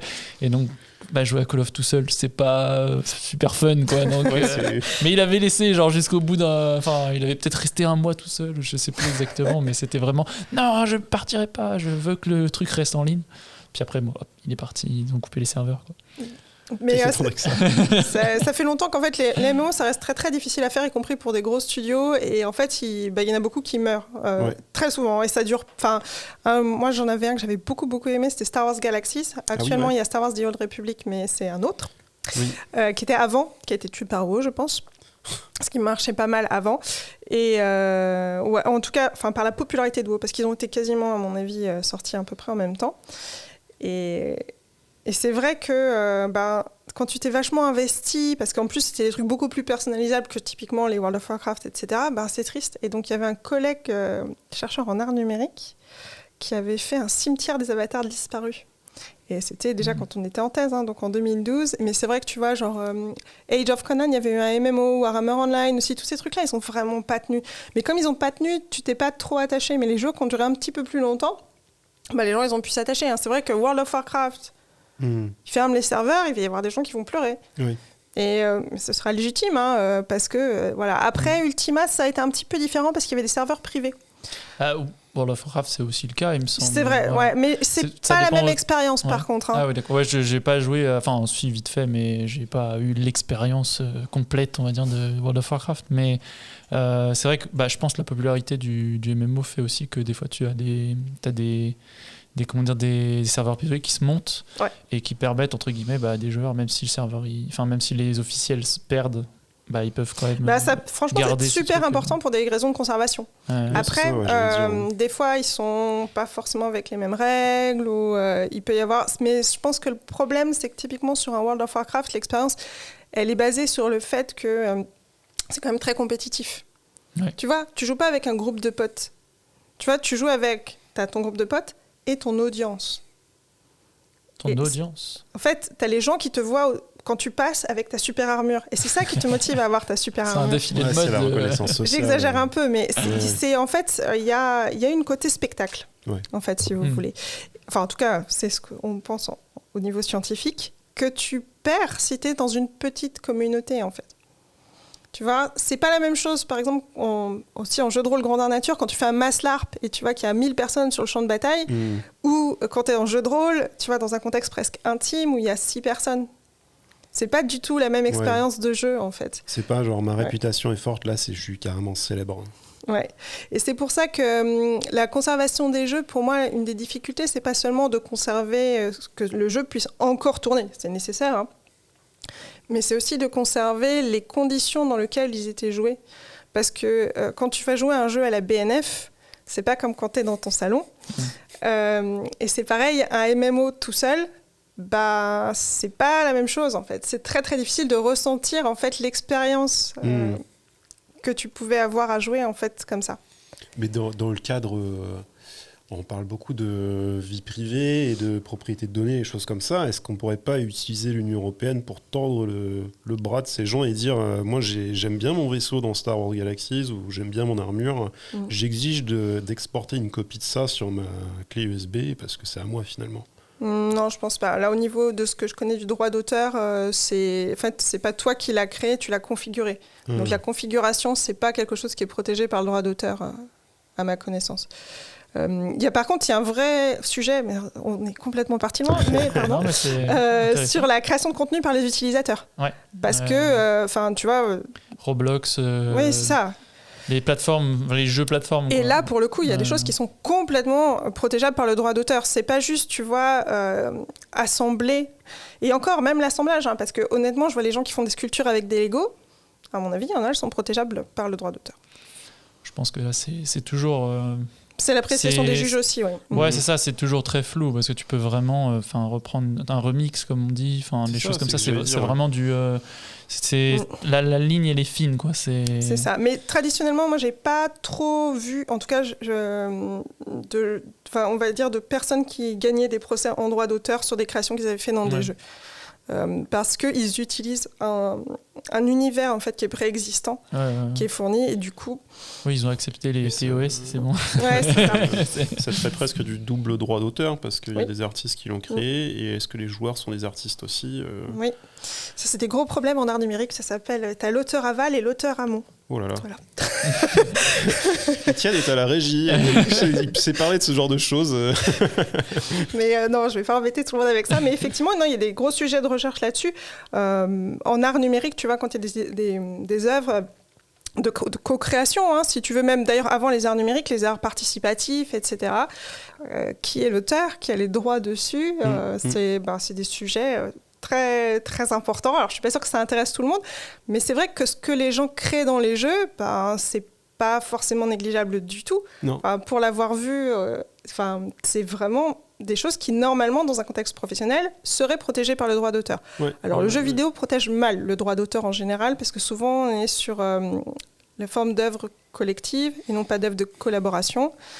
Ce qui fait que même les auteurs du jeu vidéo sont pas souvent... protégé par le droit d'auteur. Donc on a un épisode là-dessus avec Célène. Vous pouvez aller le voir. Typiquement sur mon projet, nous, on est 6 dessus, on est les 6 à avoir des droits d'auteur sur le jeu. Mais c'est pas... Justement, parlons-en. Okay, on en parle. Je pense que c'est la bonne transition pour parler de ton projet actuel. Donc ça s'appelle The Abbess Garden. C'est un jeu de jardinage cosy. Qui se passe donc à Port-Royal, à l'abbaye de Port-Royal-des-Champs, au 17e. Et voilà. Tu voir ce que ça voulait dire abbesse. Et c'est le jardin de l'abbesse, parce que donc, c'est un truc qui existe dans beaucoup de monastères. C'est un jardin qui est privé à l'abbesse, qui pour nous m'intéressait beaucoup, parce que on ne sait pas ce qu'il y a dedans. Donc ça laisse beaucoup plus de liberté historique, parce que c'est vraiment privé. Il n'y a personne qui y va, à part les personnes qu'elle invite. Et dans le cadre du jeu, le jeu commence en 1645. On a un personnage qui s'appelle Agnès, un personnage fictionnel pour le coup, à qui l'abbesse, qui est partie à Paris. Alors là, c'est pas encore à cause de Louis XIV, c'est plutôt pour des problèmes sanitaires sur le site. Bref. Qui demande à Agnès de prendre soin de son jardin pendant son absence. Et elle va être dans l'abbaye en même temps que des messieurs très étranges qui s'appellent les solitaires, qui sont des... alors, qui ne sont pas si solitaires, puisqu'ils sont quand même plusieurs, mais en fait, qui habitent un peu comme des ermites. D'accord. C'est pour ça qu'ils se faisaient appeler des solitaires. Et c'est l'équivalent de l'époque pour des nobles d'aller élever des chaises dans le Larzac pour des cadres de la finance aujourd'hui. Des chèvres. On dit des chaises. Non, des chèvres, oui. Et donc, en fait, les solitaires, et donc le premier des solitaires, c'est basé donc, sur une histoire d'espionnage. Vrai. Ah, excellent, Umberto Eco, tout ça à l'époque. Pas Umberto Eco, c'est plutôt. Mais là, du coup, en fait, ce qui s'est passé, c'est qu'il y a un des plus grands espions anglais qui s'appelle John Cecil, qui aurait permis à l'Angleterre de gagner la guerre contre l'Espagne, contre l'invincible armada espagnole. On pense qu'il a inventé le contre-espionnage. Donc, c'était un prêtre aventurier espion contre-espionnage, John Cecil. Donc, le mec est très intéressant. Donc, il a navigué entre Rome, puisqu'il était prêtre, l'Angleterre, l'Espagne, mais il finit sa vie au service d'une princesse de sang français et il meurt à Paris. Et c'était quelqu'un qui a écrit beaucoup de livres. Et donc, il y a une bataille juridique qui va avoir lieu entre la couronne d'Angleterre et la couronne de France pour récupérer les bouquins où il y a peut-être quelques noms d'espions. Et ce monsieur est défendu par quelqu'un qui est considéré à l'époque comme le meilleur avocat de Paris. Il l'appelle le Cicéron moderne, très, très modestement. Qui va qui va être embauché du coup par soi-disant sa famille, mais on pense des espions anglais, pour récupérer l'héritage de cet espion pour la couronne d'Angleterre. On ne sait pas trop comment, je ne vais pas donner trop de détails, mais il abandonne son procès et devient solitaire à Port-Royal-des-Champs, dans une abbaye perdue dans la campagne. Ok. Gros changement de vie. Gros changement de vie, hein, de Cicéron moderne à ça. Et l'espion anglais, qu'on suppose être l'espion anglais, qui était venu le convaincre de retourner à son procès, devient solitaire aussi là-bas, alors que c'est un homme d'armes, etc. Il y a un truc. C'est historique. Ça, pour le coup, cette partie-là est historique. Et il va y avoir comme ça pas mal de gens très intéressants qui vont se retrouver dans cet endroit ensemble à ce moment-là. Donc, on a construit l'intrigue du jeu autour de ça. Sur la partie jardinage, comme je le disais, en fait, c'est un endroit qui est intéressant aussi par rapport à l'histoire des sciences et aussi, du coup, qui est bien documenté. Ils ont écrit énormément de livres et, du coup, mon collègue Sylvain a fait sa thèse sur... Sylvain Hiller, il a fait sa thèse sur les paysages culturels de Port-Royal des Champs et sur le fait que Port-Royal, c'était l'autre jardin à la française qui a disparu. En fait, Versailles, vous avez les jardins qui sont taillés, etc. Voilà. Et en fait, là, c'était le côté plutôt sauvage. Alors, pas vraiment sauvage, mais voilà. Et ça a disparu en même temps. Hein. Louis XIV, c'est tout. Hein. C'est le colonialisme, l'autoritarisme, enfin le côté... et aussi... le jardinage. Voilà, le jardinage. Ça se voit à tous les niveaux, en fait. Voilà. Donc, c'est basé là-dessus. Et donc, en fait, c'est un jeu 3D temps réel, un peu low poly. Enfin, pas vraiment low poly, mais on va dire plutôt en termes de... Vous regardez un peu les Sims en termes de rendu, voilà. Et donc, vous jardinez, vous plantez vos plantes, vous les arrosez, vous les faites pousser. Et c'est un tour par tour. En fait, chaque tour, c'est un mois. Et donc, vous avez des petits objectifs à faire pendant le mois. Vous parlez aux différents personnages qui sont là. Et quand vous avez rempli vos objectifs, on passe au mois d'après. Donc, c'est pas tout à fait tous les mois. On va sauter des mois parce que, notamment, les mois d'hiver, il n'y a pas grand-chose à faire dans un jardin. Il y a un petit peu de choses. Mais voilà, c'est un petit peu... c'est l'idée parce que... Donc, j'avais fait d'autres jeux de jardinage entre-temps. Je n'ai pas raconté toutes les bêtises que j'ai commis. Mais c'est un problème de la pousse des plantes, en fait, pour un gameplay de jeu vidéo.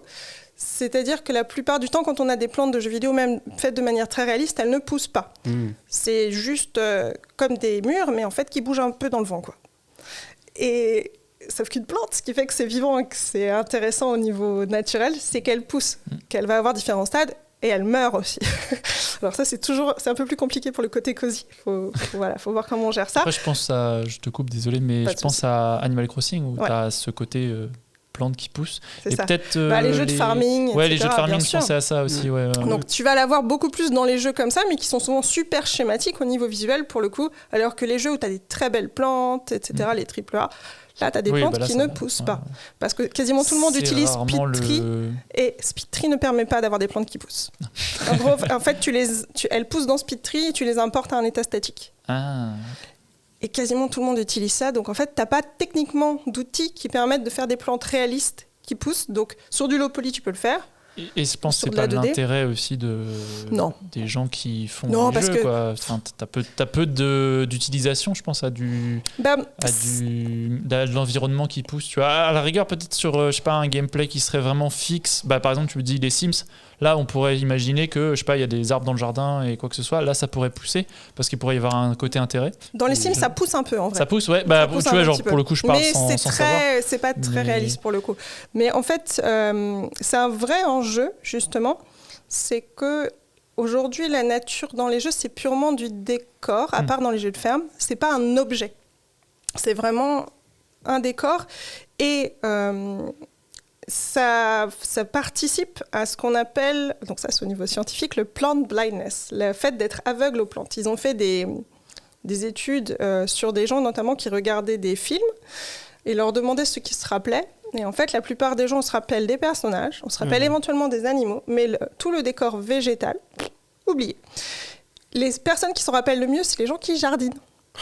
Et donc, mon hypothèse de recherche, c'est de voir si on peut, avec un jardinage virtuel, remettre, on va dire, voir à nouveau les plantes, augmenter la sensibilisation à la nature par le jardinage. Mais ça implique d'avoir des vraies plantes, parce que typiquement, tu vas avoir Stardew Valley, etc. Il y a des jeux de farming, il y en a quand même pas mal. C'est pas des vraies plantes, c'est quasiment tout le temps des plantes fictionnelles, ou quand c'en est, c'est vraiment les 3 trucs de base. Hein. T'as du blé, t'as des tomates, t'as des fraises, et des marguerites. Et c'est vrai que le problème, c'est que dans le quotidien des gens qui, en plus, n'ont pas souvent de jardin, pour la plupart des joueurs, c'est quand même aujourd'hui le cas de la plupart des habitants de cette planète, les plantes que tu croises, en fait, le plus souvent, ça va être les adventices ou les mauvaises herbes. Et celles-là, tu les vois jamais dans les jeux. Donc, comment t'apprends pas à les reconnaître, puisqu'en fait, t'as jamais interagi avec ça. Et oui, tout le monde sait reconnaître une rose, parce que ça, on va la voir à la télé, machin. Et il y a quand même un enjeu d'un point de vue jeu vidéo. Il y a une étude sur plutôt World of Warcraft, là pour le coup, sur le fait que les joueurs, les environnements qu'ils préfèrent, c'est les environnements avec beaucoup de végétation. Un article qui s'appelle Gamers Like It Green. Et donc c'est pas aussi anodin que ça en a l'air. C'est-à-dire que je pense qu'on a quand même un cerveau qui a été développé pour apprécier d'être dans un... Ça nous fait du bien, en fait, d'être dans un environnement naturel. Mais on s'en déconnecte beaucoup. Et ils avaient fait aussi une étude sur les films Disney. La part de végétation dans les films et d'espaces verts, entre guillemets, a vachement diminué depuis les débuts de Disney, en fait. Et donc, ça participe. Tu vois, si dans les jeux vidéo, ce qui est un gros média aujourd'hui, t'as pas beaucoup de nature, elle a pas beaucoup de place, elle est uniquement réservée aux joueurs les plus riches, entre guillemets. Et quand elle est là, c'est que des plantes à potions, tu vois, tu vois des trucs complètement fictionnels qui font des étincelles. Ça aide pas trop à se reconnecter avec, certes, c'est pas beaucoup de nature, mais c'est quand même de la vraie nature qu'on a autour de nous. Ouais, j'allais dire, le seul jeu de jardinage que je connais, c'est le simulateur où tu tournes la pelouse. Ça compte, je crois, mais... Non, ça compte ça un marche, peu. Ça marche, mais voilà, c'est une vision de la nature où déjà, la pelouse, c'est une entité homogène. Alors qu'en fait, la pelouse, il y a plein de trucs dedans. Tu peux penser aussi, tu vois, du Minecraft aussi. Je pense à GTA aussi, tu vois, tu as énormément de représentations, même si, tu vois, par exemple, dans les premiers, c'était très basique. Tu as quand même un peu plus de végétation diverse avec différents emplacements, en fait. Par exemple, dans GTA V, où tu as des endroits avec de la forêt, des trucs. Mais ça, c'est du luxe. Mais après, ça fait partie aussi du cachet. Ils ont un peu d'argent. Ça fait partie du jeu aussi. Oui, justement, ils ont beaucoup d'argent, mais ça fait partie du. Tu vois, c'est de l'immersion parce qu'ils essayent aussi de reproduire au maximum entre guillemets. Même si le cœur du jeu reste quand même l'histoire et les missions et des trucs comme ça, il y a quand même ce truc de. Il faut qu'on ait des environnements différents et tu vois, quand ils représentent la Californie, ils vont faire la grosse ville, ils vont faire les côtés un peu désertiques, machin. Et donc tu vas avoir un peu ce truc de représentation. Tu as des endroits aussi avec des vignes, par exemple. Tu vois, je pense à GTA RP où il y a des personnages qui passent dans les vignes et tout. Et t'as un petit peu ce truc. Alors bien sûr, les plantes vont pas pousser, tout ça, ça va être très très fixe. Mais il y a un peu ce truc de... Ça reste du décor, comme tu disais. Ouais, c'est du décor, mais alors il y a souvent aussi le côté... Donc quand tu as du décor, ça peut être des décors où il y a un peu d'interaction, quand même, le côté à collectionner ou à utiliser. Donc le problème, c'est que c'est un rapport hyper capitaliste à la nature, tu vois. Qui est logique puisque c'est l'intégralité du jeu qui est comme ça, hein. Mais par exemple, moi j'avais beaucoup aimé les Morrowind, les Oblivion, etc. Parce que les paysages sont très beaux, sont très intéressants. Mais voilà, la nature, tu te balades dedans, c'est un décor fixe. Quand c'est un truc à interagir, soit tu peux l'utiliser pour en fait tes besoins à toi. La nature, elle n'existe pas pour elle. À part peut-être dans un Animal Crossing où tu vas pouvoir replanter des trucs, des pommes, des machins. Oui, mais c'est pareil, c'est dans une logique d'exploitation, tu vois. Animal Crossing, c'est... Tu peux aussi, je pense... ça aussi, ça dépend, je pense, de ce que t'en fais aussi. Tu peux l'avoir un peu en côté de décoration. Mais après, je suis d'accord que le jeu te pousse à ça. Ouais, c'est ça. Ça veut pas dire que tu es obligé de le faire, mais le jeu te pousse à ça. Tu peux toujours, en fait, dans les jeux, c'est ça qui est bien aussi, on va dire partir un petit peu en diagonale par rapport à ce que les game designers avaient prévu, mais c'est pareil, tu vois, dans les Sims, dans le 3, une des façons de se faire de la thune hyper vite, c'est de vendre des roses que tu as fait pousser. C'est trop bien, si vous n'avez jamais essayé, faites-le. Il n'avait dans Animal Crossing, c'est un peu ça aussi, et en plus, tu as la spéculation, donc c'est vraiment parfait. C'est pas la même connotation. Mais c'est pas forcément ça qui va te permettre d'augmenter ta sensibilité à la nature, on va dire. Ouais. C'est vraiment un rapport, tu vois, je dirais 19e siècle, alors que justement, c'est ça qui m'intéressait aussi par rapport à quand on essaye... Ce qui est très dur, c'est qu'aujourd'hui, on ne comprend pas le rapport qu'ils avaient à la nature à l'époque. On a des textes, donc on essaye de travailler avec ça, mais on n'a pas le même rapport au monde, à déjà ce qui est vrai et ce qui est faux, on n'a pas du tout le même niveau de croyance. Mais aussi, par exemple, la notion de nuisible, elle n'existe pas à ce moment-là. Nous, tout est fait par Dieu, donc il n'y a pas de nuisible en fait. Ah, d'accord. Donc ça arrive plus tard avec l'industrialisation en fait, et un petit peu déjà avec Louis XIV, avec l'optimisation, la productivité, etc. Mais donc on a un rapport qui devient utilitaire. Et donc, c'est vrai que moi, je le vois là même dans les gens qui sont intéressés par le jeu, ils veulent savoir quelles sont les plantes médicinales. C'est cool, les plantes médicinales, il y en a. Mais en fait, moi, ce qui m'intéresse aussi, c'est les plantes, entre guillemets, qui ne nous servent à rien, qui vont être là pour améliorer le sol, qui arrivent parce que les oiseaux sont là. Justement, je reviens à ce point-là. Du coup, à partir du moment où tu dois gérer un jardin et tu vois, moins dans un rapport d'exploitation, tu dois avoir ce truc d'équilibrage entre les différentes plantes. Alors, il y a un peu ça, on l'avait surtout fait sur un jeu sur lequel j'avais bossé qui s'appelait Tevi. On essayait, on voulait sortir de la logique capitaliste, et donc plutôt que de demander des quêtes où tu accumules des choses, il fallait arriver à certains pourcentages de différents types de plantes. Et c'est pas si mal, mais en vrai, les gens adorent accumuler des trucs. Ça va, c'est très humain. Donc, c'est pas forcément grave et j'ai pas forcément envie d'aller contre ça. Après, tu peux accumuler des points, parce que si tu dis que par exemple tu dois atteindre un certain pourcentage, ça, tu as des objectifs ou des choses. Oui, là nous on a un certain nombre d'objectifs si tu veux, mais tu peux avoir des objectifs, c'est juste rendre un certain nombre de plantes contentes. Donc tu vois, elles sont satisfaites de leur niveau d'eau, de leur sol, de leur proximité avec d'autres plantes. Donc il y a effectivement ça, mais pour moi il y a aussi un aspect de décoration. En fait, le jardin, c'est aussi une expérience esthétique. Ce qui n'était pas forcément le cas à l'époque, pour le coup. Tu vois, le côté, eux, ils regardaient la nature comme, les messieurs, en tout cas les solitaires, en cherchant des vestiges du jardin d'Éden. Ça, c'est un truc qu'on ne peut pas recréer. Hein. C'est pas possible, on n'a pas la vision du monde qu'il faut pour ça. Mais en tout cas, déjà avoir un rapport plus, on va dire, d'étonnement, d'exploration, tu vois, alors moi je jardine aussi, j'ai un jardin, mais quand on jardine, ce qui me fait plaisir et qu'on laisse un petit peu la nature faire les choses, c'est qu'on va découvrir des plantes qu'on n'avait pas plantées, qui arrivent, qui n'étaient pas là l'année dernière, ou même qui étaient là il y a 5 ans, puis elles ressortent cette année parce que la météo... Et ça fait partie, je pense, du plaisir. Et un jeu qui nous a inspiré par rapport à ça, c'est Giovanni Rubino, qui est le narrative designer, qui me l'a fait découvrir. Moi, je ne le connaissais pas. C'est I Was a Teenage Exocolonist. Okay. Je ne sais pas si vous l'avez, celui-là. Pas du tout. Très bon jeu indé. Je recommande. Il est souvent cité dans les jeux cosy. Il n'est pas si cosy, par contre, je le dis pour le public. Il y a quand même des trucs assez durs dedans, avec des enfants qui meurent, des trucs... Même les fins gentilles, il est toujours un peu triste. Mais par contre, il a un gameplay incroyable. Donc pareil, avec le passage du temps, en fait, on commence enfant et on grandit. Et bon, je ne veux pas spoiler, mais on peut rejouer. Et il y a une grosse rejouabilité. Et c'est très intéressant, mais ce qui est cool, c'est que du coup, tu revisites le même espace à chaque mois, et il a changé. Et tu vas redécouvrir, et tu vas réexplorer, et il y a des surprises, etc., parce que c'était sur une planète étrangère, du coup. Et j'avais envie de trouver un peu ce game feel-là dans le jardin, c'est ce que j'essaye d'avoir, où c'est le même espace, c'est ton même jardin de la Besse, alors qu'il va quand même, au début du jeu, en fait, on a un petit bout, puis après, on en dégage des morceaux, donc tu peux accéder à tout le jardin, au fur et à mesure. Mais, donc au final, tu as quand même ce truc de découverte de plantes, des choses comme ça. C'est ça, mais ça, là, tu vas l'avoir. L'avoir, ce côté... Totalement. Mais ça, le côté... Accumulation. Alors, c'est accumulation, on va dire, c'est plutôt collection. Ouais, mais c'est de l'accumulation de... C'est plutôt tu coches des cases. tu coches des cases. Mais ça fait pas tout à fait pareil. Tu explores, tu découvres. Ouais. C'est pas la même chose parce que c'est pas infini en fait. Tu vois, c'est une liste à compléter si tu veux. Ouais, après, moi, tu sais, on dit toujours la collectionnite, je suis victime de ça. Moi, j'aime bien quand tout est coché.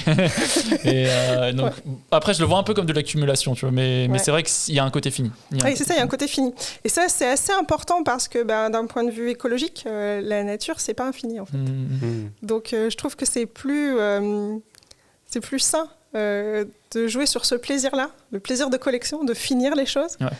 Et aussi par respect pour le temps des gens. Alors moi, je suis un peu plus vieille, j'ai pas le temps non plus de jouer autant que quand j'étais ado et que je pouvais jouer à des MMO. Et du coup, ça me fait plaisir des fois de pouvoir finir les jeux. Ouais. Alors pas toujours, hein. Typiquement je joue beaucoup à Civilisation et c'est vrai qu'on ne finit pas, hein. C'est pas grave, on rejoue encore et encore. Du coup t'as déjà anticipé une durée de vie Ouais, c'est un peu, on envisage à peu près 6 heures. Okay. Donc normalement 25 tours, donc 25 mois. Mais est-ce que chaque fois qu'on relance une partie, le jardin peut être un peu différent Ah bah oui, ça c'est sûr, puisqu'en plus c'est toi qui plantes en fait, et que tu déplaces tes plantes, donc il y a... Et il y a quand même un côté aléatoire. Oui. C'est-à-dire que si tu replantes les mêmes plantes aux mêmes endroits, ça va pas... Alors, en fait, c'est pas un système de grille. Ouais. Donc, faudrait vraiment les placer déjà pile poil au poil. Ouais, c'est ça, c'est pas une joie bien. Écoute, là, on n'a pas fait assez de tests pour que je puisse te dire si c'est possible. Après, il faut se méfier des joueurs. Moi, vraiment, là, je peux pas la valide. À ce stade, je pourrais pas te dire. Mais non, là, on est en alpha test. Okay. Donc, le jeu n'a pas encore de page Steam, etc. Mais on a commencé les tests... et avec donc des gens qu'on ne connaît pas, ce qui est cool. Et pour l'instant, il y a juste un tour, parce que déjà, avoir un bon game feel sur la main loop, la boucle principale de gameplay, en français, pardon, c'est important, avant de commencer à augmenter le contenu dans tous les sens, etc., avoir le bon ton pour les personnages, aussi, pour nous, un enjeu, donc il y a une histoire. Voilà, je pense que j'ai un peu expliqué. Oui, avec l'espion. Voilà, c'est ça. Et il y a un côté jardinage, c'est 2 gameplays qui vont ensemble. Et... ça, ce côté alternance entre la narration et un gameplay qui est un peu déconnecté. Enfin, alors, en vrai, on utilise des trucs de jardinage pour résoudre les énigmes. Mais globalement, c'est pas hyper connecté. C'est une idée que j'ai eue en jouant à un jeu mobile qui est par ailleurs pas forcément mon jeu préféré, mais j'ai trouvé que c'était vachement bien fichu, l'alternance scénario et jeu. Ça s'appelle Love and Pie. Et c'est un jeu, pour le coup, très cosy, où c'est un merger. Donc, c'est un jeu où on merge, on merge des gâteaux. Donc, tu merges deux trucs de farine, ça fait la pâte.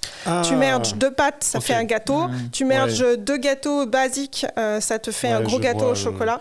Je connais la version avec les éléments. Un peu le craft de Minecraft, non, je sais pas. Non, c'est genre, au début, tu as de l'hydrogène, t'en mets 2, ça fait de l'eau. C'est plus, tu vois, genre comme Bejeweled, ou tu vois, c'est vraiment du jeu mobile.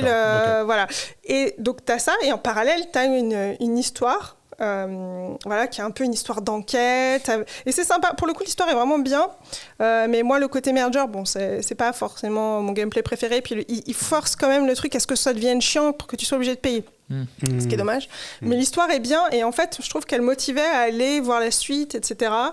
Donc, j'ai trouvé que c'était pas mal, et que ça permet aussi, en termes de rythme, de mélanger, d'avoir, quand on a marre un petit peu de jardiner, hop, tu vas parler à quelqu'un. Quand on a marre des dialogues, hop, tu vas jardiner. Tu vois, de varier un petit peu les plaisirs. Ouais. Excusez-moi, il y a une plante qui a besoin d'attention. Salut. Voilà. Il y a une gestion de la météo, des choses comme ça aussi. Alors, pas du tout. En fait, non, puisque comme je te dis, à chaque fois, c'est un mois. Ouais. En fait, c'est 20-25 minutes de jeu qui correspond à un mois. Donc la météo change pas pendant le mois. En fait, c'est chaque mois va avoir une météo différente, mais elle change pas en cours de tour, entre guillemets. Parce que déjà, encore une fois, il faut garder le scope. Ouais. Mais aussi, c'est l'idée que ça fait comme si c'était un peu à l'intérieur d'une journée, mais en fait, c'est un mois. Ça représente un mois d'histoire, quoi. Et voire même... après, tu as une ellipse, tu vois, pendant 2-3 mois, tu joues pas et tu reviens à la suite de l'histoire. C'est quoi les mois à l'époque ?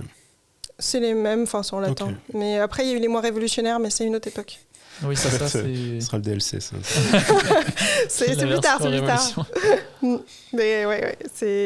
Donc, on a... Un des trucs qui était difficile, c'est que j'avais vraiment envie de faire un jeu cosy parce que... c'est un jeu de jardinage et que... Les jeux de jardinage qui marchent, c'est vraiment la communauté cosy qui est dessus. Ouais. Donc, oui, parce que du coup, tu peux pas envisager un jeu de jardinage qui serait pas cosy. C'est possible, mais c'est très dur. Et est-ce qu'il y a pas un public pour ça aussi, tu vois, genre, je sais pas. Alors oui, il y a un jeu qui est très hypé en ce moment qui s'appelle We Harvest Shadows. Si vous l'avez pas vu, allez voir. C'est la grosse hype indé du moment et c'est un jeu horreur et farming. Ok. Donc si bien sûr c'est possible. Lui, il a tellement galéré le dev parce qu'aucun éditeur voulait lui filer de thunes alors qu'il est hyper fort parce que justement il était sur un marché qui n'a pas connu. C'est clair. C'est quoi, c'est les citrouilles franchement, alors il y a une démo, je l'ai pas faite, mais il paraît que c'est une des meilleures démos qu'il ait jamais eu avec un cliffhanger de fou à la fin. Donc c'est très hypé. Voilà. Je recommande d'aller faire un tour. Déjà, moi j'apprécie le titre. Je trouve que We Harvest Shadows, c'est super original. J'étais là, intelligent le gars. Je peux penser à What We Do in the Shadows, quoi. Mais c'est ça. Mais en plus, quand tu sais que c'est un personnage tout seul, pourquoi c'est au pluriel du coup ? Parce que c'est un monarque. Ouais, je suis pas sûre. Mais bon, après en plus c'est un jeu d'horreur, tu vois. Et je crois que le plot, c'est que c'est un mec qui décide d'aller à la campagne parce qu'il a une vie trop dure, avec trop d'histoires horribles, et donc il décide de devenir fermier pour pouvoir s'éloigner de ses problèmes. Et donc la journée, il fait de la ferme, mais la nuit, les problèmes le rattrapent, en fait, ses souvenirs du passé, etc. C'est intéressant. Voilà, donc si c'est possible, mais après, c'est beaucoup, beaucoup plus dur. Donc c'était un choix pragmatique Pour moi, c'était pragmatique, parce que justement, j'ai déjà fait des jeux, j'ai déjà fini des jeux, mais j'en ai jamais vendu. La partie marketing, c'est pas du tout facile non plus, c'est aussi un métier, et c'est pas le mien. Donc je me suis dit, on va le faire en easy mode. Ouais. Si on fait un jeu de jardinage, on va le faire pour un jeu pour lequel il y a déjà son public. Et donc là où c'était un peu délicat, c'est que l'histoire de France, c'est pas cosy. Même l'histoire de Port-Royal, je dis à la fin, elle se fait détruire à la poudre, etc. Donc il a fallu jouer serré pour la période où ça va, c'est pas trop mal. Et que ça reste intéressant au niveau historique, etc. Parce que ça peut être ultra sombre. Genre dépression totale. Donc il faut faire... l'histoire de France, c'est logique, c'est comme ça, c'est pas drôle. À beaucoup de moments, c'est assez tragique. Donc Si tu veux pas faire un jeu de dépression, voilà. Après, quand tu regardes dans Stardew Valley, il y a des histoires de suicide, etc. La communauté Cozy, Spiritfarer, c'est un jeu qui a beaucoup de succès. C'est un jeu où on se retrouve à emmener les âmes des morts. Donc, il y a des thèmes quand même qui sont... Mais ça reste avec des graphismes mignons. Et surtout, c'est bienveillant. Alors ça, c'est un truc... pour moi, pour le coup, me plaît bien et qui me tient à cœur aussi personnellement, on va dire, dans mes expériences de loisirs, on va dire. J'organise aussi un petit GN ou des choses comme ça. C'est-à-dire que c'est pas forcément que tout le monde ait une histoire de vie hyper douce, etc., que tout soit parfait dans la vie de tout le monde, mais qu'on prend soin des gens et des personnages. Et c'est pas seulement une histoire de méga happy end, c'est qu'en fait, si quelqu'un meurt, on le balaye pas du revers de la main, tu vois. On respecte ça, en fait. La vie des gens, leurs expériences, c'est quelque chose que tu prends en compte, et de la nature aussi. Okay. Ça se ressent, c'est dans la durée du jeu est limitée, toutes ces choses-là. Ouais. Après, j'ai des idées qui pourraient l'augmenter. On verra après la release. Ça dépendra de plein de choses, notamment peut-être faire un mode quand même jardinage libre. Et donc justement, la release, c'est quand ? Normalement, c'est quasiment sûr que ce soit entre septembre et décembre l'année prochaine. Moi, je vise octobre aujourd'hui. Mais ce sera peut-être novembre, ce sera peut-être décembre. Tu dis l'année prochaine, c'est-à-dire 2025. 2025, je suis pas encore cette passée année. Oui, parce que je me dis, attends. Non, c'est 2025. Ok, d'accord, 2025. C'est 2025, oui. Et l'alpha test, elle est toujours ouverte ? Ouais. Elle est ouverte fin mars. Après, on passera en close bêta. Ouais. Je pense que l'épisode sortira avant fin mars, donc il y a peut-être moyen de participer. Oui, tout à fait. On a une newsletter alors je dois avoir le lien quelque part, je ne le connais plus par cœur. Je le mettrai. Ça marche, c'est cool. Et en fait, quand on s'inscrit à la newsletter, il y a le lien pour l'alpha. Okay. Donc tu peux t'inscrire comme ça. Et pour l'instant, j'ai quand même vraiment beaucoup de monde, beaucoup plus que ce que je pensais, ce qui est très cool, puisque à la base, je pensais prendre 5 testeurs par semaine. J'ai déjà beaucoup trop de monde. Donc ce sera plus. C'est plutôt positif. C'est cool, c'est très cool, je suis très très contente. Mais du coup, ce qu'il faut comprendre quand même, c'est que l'alpha test, je sens que j'ai déjà fait des alphas, c'est pas le jeu fini du tout. Ouais. Pour l'instant, il n'y a pas trop de bugs, mais il n'y a pas du tout le contenu. Et donc, pour des gens qui ont vraiment envie d'avoir une expérience polish, voilà, vaut mieux attendre en fait. Et donc, il faut voir ce qu'on a envie. Quand l'alpha test, c'est un petit peu participer au développement quand même. Après, tu vois, j'ai envie de dire, les gens qui nous regardent peut-être sont aussi des gens qui créent du jeu vidéo et les gens qui participent à nos game jams aussi font du jeu vidéo et donc sont peut-être aussi intéressés des fois par à la fois donner du feedback et en même temps explorer des mécaniques, des choses comme ça, voir un peu ce qui se fait dans le coin aussi, parce que du coup, tu viens de pas très loin de Rennes, donc c'est aussi intéressant de voir ce qui se fait à côté. Quoi. Oui, totalement. Mais voilà, donc en fait, ça, c'est effectivement possible. Après, donc il y aura la close bêta. Je pense que je fonctionnerai un petit peu comme l'alpha. La différence entre les deux, déjà, c'est qu'il y aura plus de contenu quand même, majoritairement. Mais aussi que là, en fait, c'est les gens qui vont via notre newsletter, cliquer sur le lien. Donc, c'est des gens qui connaissent déjà le projet, entre guillemets. La close bêta, en fait, il y a la page team qui existe et les gens, quand ils passent sur le site, ils peuvent cliquer pour dire j'ai envie de participer. Et après, c'est moi qui sélectionne, mais sans savoir qui sont ces gens, d'où ils viennent, rien du tout. Combien j'en fais rentrer, en fait. Donc, ça ne fonctionne pas de la même façon. Et puis après, il y aura une bêta publique, une démo, etc. Un jardin avec une file d'attente et tu enlèves le rideau et les gens y passent et tu fais dans 5 aujourd'hui.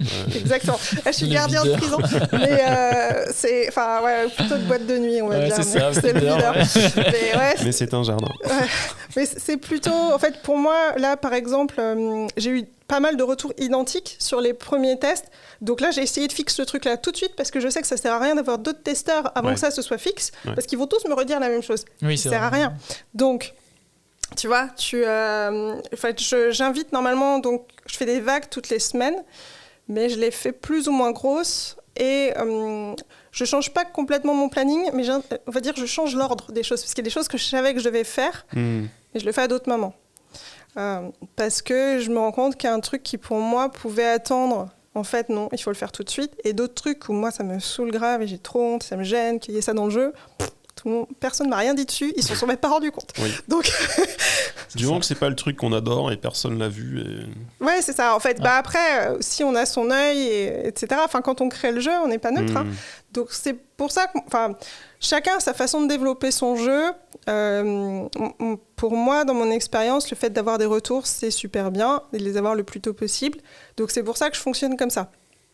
Mais du coup, ça implique une façon de travailler différente. Il y a des gens qui font par contre de l'early access, c'est assez différent. Là, moi, je ne serais pas à l'aise pour le faire, parce que le early access, ça implique que les gens aient payé. Déjà une partie. Ouais. Et ça, tu vois... Après, il peut y avoir, je pense, des early access gratuites et que derrière, ensuite, tu passes en modèle payant, mais... Après, c'est un choix. C'est un choix, mais je crois que c'est vraiment rare. Hein, parce qu'en fait, par défaut, sauf que si c'était sur un modèle... En gros, tu changes de modèle commercial en cours de route. C'est ça, Donc, c'est un peu... Bon. J'ai vu ça l'autre jour. Je ne sais plus exactement c'est quoi le jeu, mais j'ai François qui nous a envoyé un jeu et il mettait dans la page Steam, nous allons bientôt passer en payant. Oui. C'était en early access. Alors après, ils ne parlaient pas de release, mais en fait, je pense que, je sais pas, ils ont voulu peut-être monétiser le truc. Ouais. Et bon, là, c'est un choix. Ils ont dit, en fait, tous ceux qui prennent le jeu maintenant, vous l'aurez à vie, quoi. Et ensuite, on passe en payant pour les nouveaux. Mais pour ça, du coup... je connais pas bien ces modèles commerciaux-là. Moi, je suis plus sur du classique. Après, c'est très bien aussi de restreindre et de tester et de ensuite... Mais je pense que le early access a quand même beaucoup de qualité parce qu'effectivement, le problème des dev indés, c'est de pas avoir de sous. Donc, ça permet de faire rentrer pendant le développement un peu de sous. Par contre, moi, avec mon expérience de développement, je pense vraiment qu'il faut gérer très fort le stress. C'est pas du tout facile, en fait, de garder, que ce soit agréable et de développer un jeu. Surtout qu'une early access, tu vas te retrouver peut-être avec potentiellement des centaines de joueurs et du coup, c'est ça, ça peut être un stress, mais aussi s'il y a personne qui le prend, c'est aussi un stress parce que tu es déçu. Tu vois, et donc tu dois gérer vraiment la déception des gens de ton équipe ou ta déception à toi, plus les critiques qui sont beaucoup plus violentes quand les gens ont payé le jeu, ce qui est normal. Donc, tu vois, là, moi, ce que je suis heureuse de partager en alpha, je ne serais pas du tout heureuse de le partager en early access. Ce n'est pas du tout suffisamment bon pour ça. Et là, ça m'aide, en fait, de le partager dès maintenant. Et le modèle démo, c'est-à-dire que tu files un extrait du jeu. Ouais, je ferai une démo après. Ça, c'est ça, du coup. Alors, aujourd'hui, sur Steam, la démo, il faut qu'elle soit hyper polish. Les gens, ils attendent... C'est un morceau du jeu final, mais en qualité finale. Et donc, du coup, est-ce que c'est quelque chose que tu prévois, tu vois, après la close bêta, c'est ça? T'as alpha test, close bêta, public bêta, démo 1, démo 2, release. Oh là là, pas de shareware. Donc tout ça avant octobre, c'est ça? Ouais. Okay. Donc tu vois, là, on doit avoir la close bêta en mars, l'open bêta en juin, démo 1 en juillet, démo 2 en septembre, release en octobre. Mais il faut que, tu vois, le truc soit polish bien. Ouais, je comprends. Ouais. Mais c'est pour ça que, du coup, tu n'as pas énormément de contenu et qu'on part pas sur un jeu qui fait 20 heures, en fait, parce que c'est pas possible. Et aussi, après, il y a d'autres trucs, tu vois, genre, le jeu, pour l'instant, c'est pas prévu de le traduire, c'est pas prévu de le porter avant la sortie. J'aimerais bien porter sur Switch, parce qu'il y a beaucoup de cozy gamers sur Switch. C'est vrai que c'est, je pense, une plateforme intéressante. Qui serait adaptée, mais ce sera, si ça se fait, ce qui est possible, ce serait sans doute après la sortie. C'est comme ça que tu gagnes du temps en fait.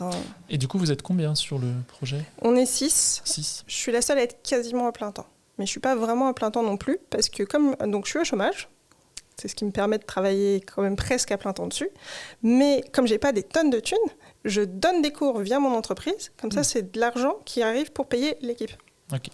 Donc, c'est pas beaucoup. Eux, ils font une 20aine d'heures, etc. Il y a une amie avec qui on fait de l'échange de compétences. Je lui fais de la proc sur son projet, elle fait du graphisme sur le mien. Mais c'est vraiment des petites sommes, en fait. Et en termes, du coup, des métiers, des métiers de leur rôle. Des rôles de l'équipe, y a qui Donc, Joy, elle va faire le character design 2D, mais qu'après, elle reproduit en 3D par mois. Lorraine Telenaria, c'est... Donc Joy, juste pour donner un peu le contexte, c'est quelqu'un qui est formée comme animatrice 3D à la base, elle a bossé chez Ubi, et maintenant elle dirige, elle est game director aussi sur un projet qui s'appelle Bluebird Song, qui est une version féministe de Barbe Bleue. C'est très cool. Vous pouvez aller voir, lui, il est sur Steam déjà. Enfin, il n'est pas en vente, mais il est... Voilà, c'est ça. Il devrait y avoir la démo assez bientôt, je crois. Peut-être le temps que le podcast arrive, il sera là. Voilà, donc ça c'est cool. Lorraine, c'est donc une musicienne, une harpiste et chanteuse lyrique professionnelle, et notamment les chanteuses lyriques dans un groupe de métal qui s'appelle Orchis. Donc c'est elle qui fait la musique du jeu. Il y a Sylvain Hilaire, dont j'ai déjà parlé, qui est un historien. Donc lui, aujourd'hui, il travaille au parc naturel régional de la vallée de Chevreuse. Et donc, il y a Vincent Mériel, qui est scénariste, que j'ai choisi parce que c'est mon copain, mais aussi parce que j'aime beaucoup son travail sur, en fait, les romances non toxiques. Et ça, je voulais. Et c'est pas facile. Donc lui, il fait plutôt le scénario global, le synopsis. Bon, c'est quelqu'un qui écrit des scénarios de jeux de rôle. Il a écrit plusieurs livres, mais aussi les scénarios de jeux de rôle, c'est ça qui m'a le plus plu pour le côté... Enfin, je veux des intrigues, on va dire. Je veux que le petit côté page turner, voilà. Donc ça, je le voulais dans le scénario. Et après, il y a Giovanni, qui est en fait celui qui fait Giovanni Rubino, qui fait le plus d'heures à part moi, qui est narrative designer et writer, et qui écrit... Donc, il fait tout ce qui est narrative design, donc la mise en scène, etc. Il m'aide sur le game design, mais surtout, il écrit tous les dialogues et tous les textes du jeu, puisqu'il parle beaucoup mieux anglais que n'importe quel autre membre de l'équipe, qui sont tous des Français, sinon c'est affreux.